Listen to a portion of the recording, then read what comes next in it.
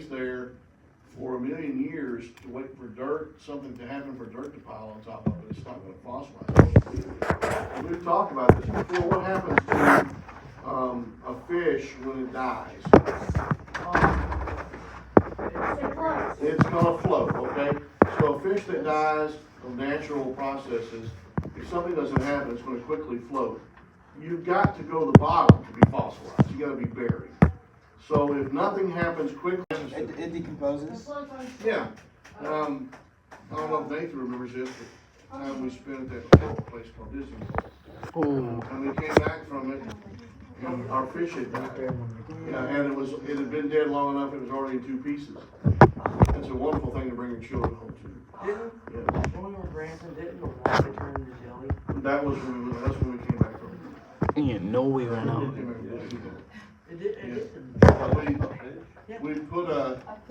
We put a feeder thing in it, and it didn't actually dissolve the feed, it just turned the water sort of like a gel. And the fish had broken up into 2 pieces. It doesn't take long. So something that is laying there for 1,000 years is not going to be buried. It's not even going to be there. So if something's going to be fossilized, it has to be buried immediately upon death, or the burying itself has to be the cause of death. As in the case of the woolly mammoths that we looked at the other day. So if something's got to be buried, it has to be quick. And the fossil record, even the fact that it exists, states that it was something that happened very quickly. And the fossil records going advanced up, the more advanced in life, the longer they're able to survive the flood and run for cover or run for high ground. And eventually they all got caught. But it would make sense that the more advanced ones are higher. Fossil records don't point to it at any point. The nebular hypothesis has difficulty explaining the oxygen in the water, and the difficulty explaining the floating of the continents and ice ages is another question that older and younger geologists find about all the time. Look at page 111, 5-6, where it says ice ages.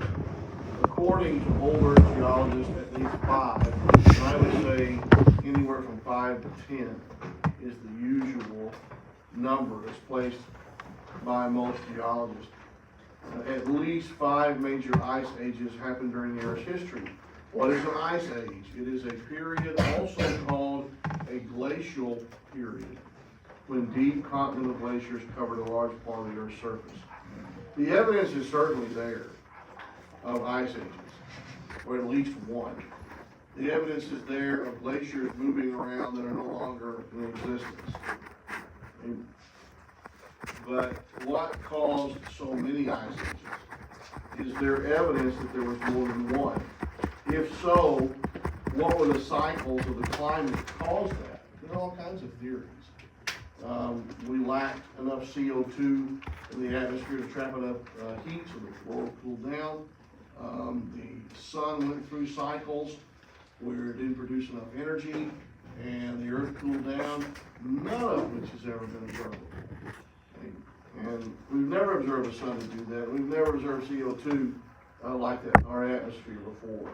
But many geologists believe the first major ice age started about 2.1 billion years ago. And then a series of 3 or 4 ice ages started somewhere around 800 million years ago. And the last one was somewhere around 10,000 years ago. We don't deny as creationists that ice ages existed. We just deny the fact that they were multiple and that they were long periods of time. I think probably one at best. Doesn't it talk about in Job Yeah, there's talk in the Bible about snow, about cold, about ice. One of the most well-known passages in Isaiah talks about your sins being forgiven, where now your soul is as white as snow. If they never had seen it, then it made no sense to them. And so it does snow in Israel, about the same way it snows in Arkansas every once in a while. And once every 10 years we get a big one just about. But, Also kind of silly. Anyway, we don't deny that. But we kind of think happened maybe once in response to the new climate that was established by the flood and after Noah got off the ark. There are only continental glaciers left on Greenland and on Antarctica. And that's all that we see now. With some of the smaller islands on the Arctic, that's where the entire piece of ground is covered by ice. So, how do we fit the evidence into,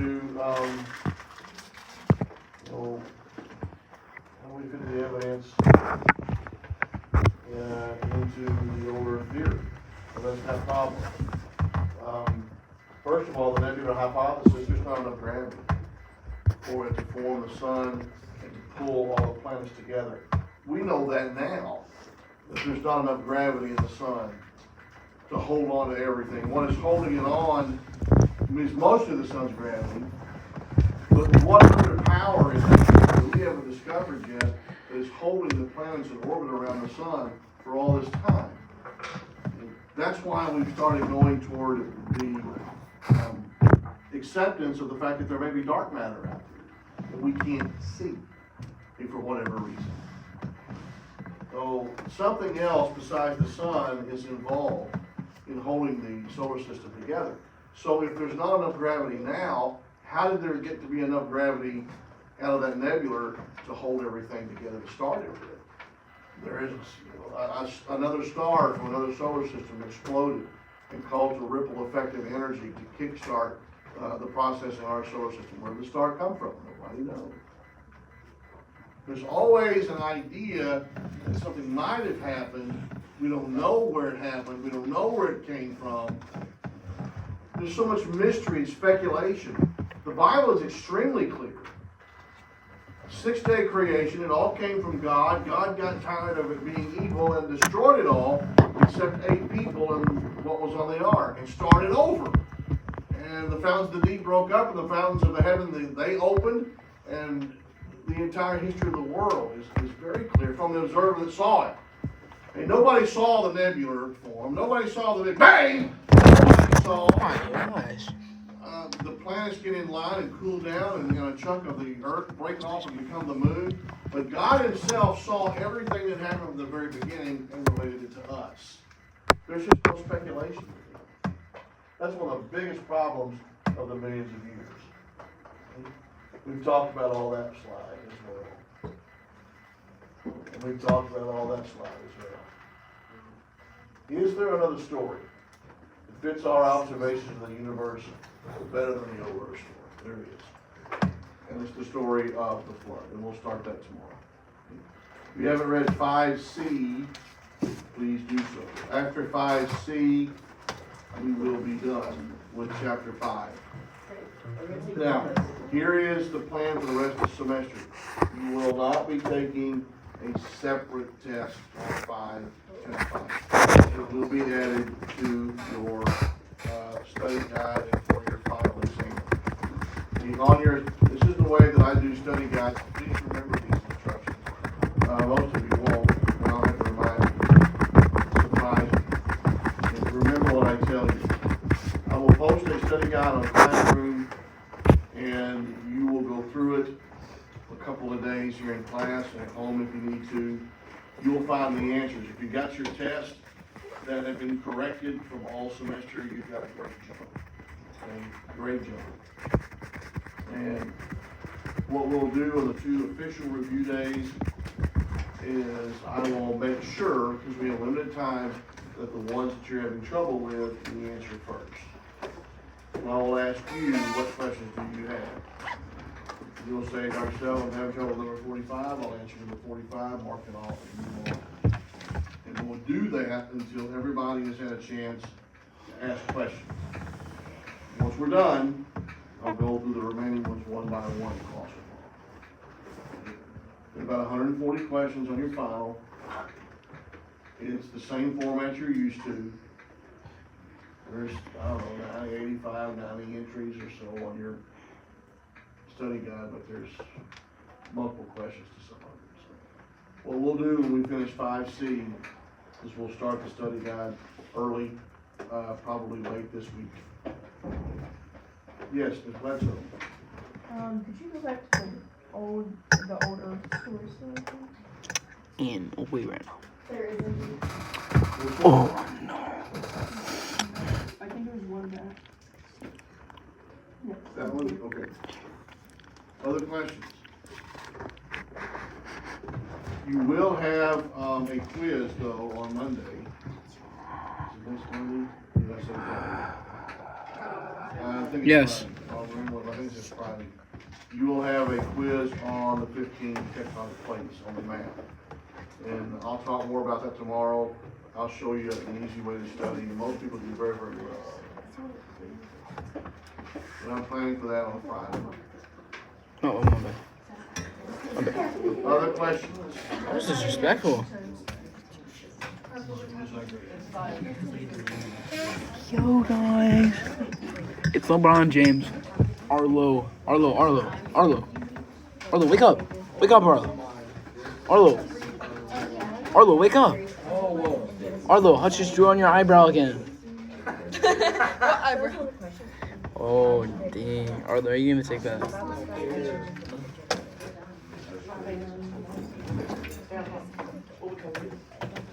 Remember your review questions are due tomorrow if you haven't turned them in yet. So we'll make sure you get those in.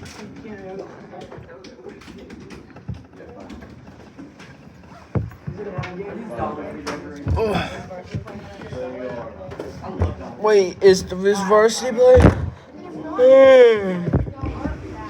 Hey, who's playing tonight? They have LeBron James. They have LeBron James on their team.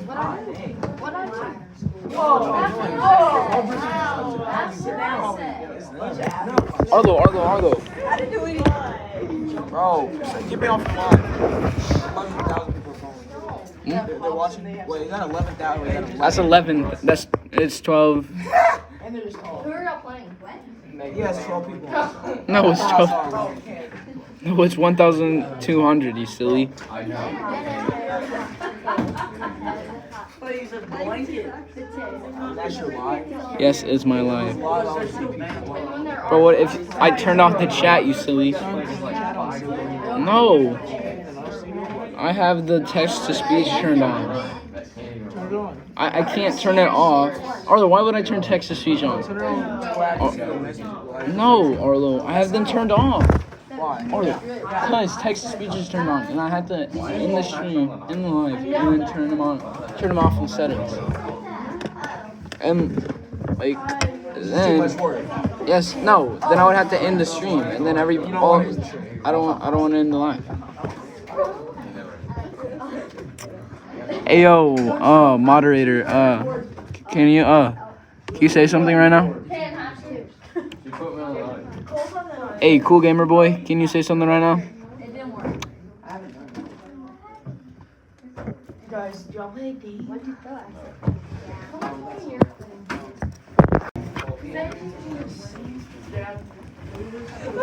Y'all be true the same thing. Bells will be ringing, bop, bing, bop, bing, It bop. makes me have the attitude.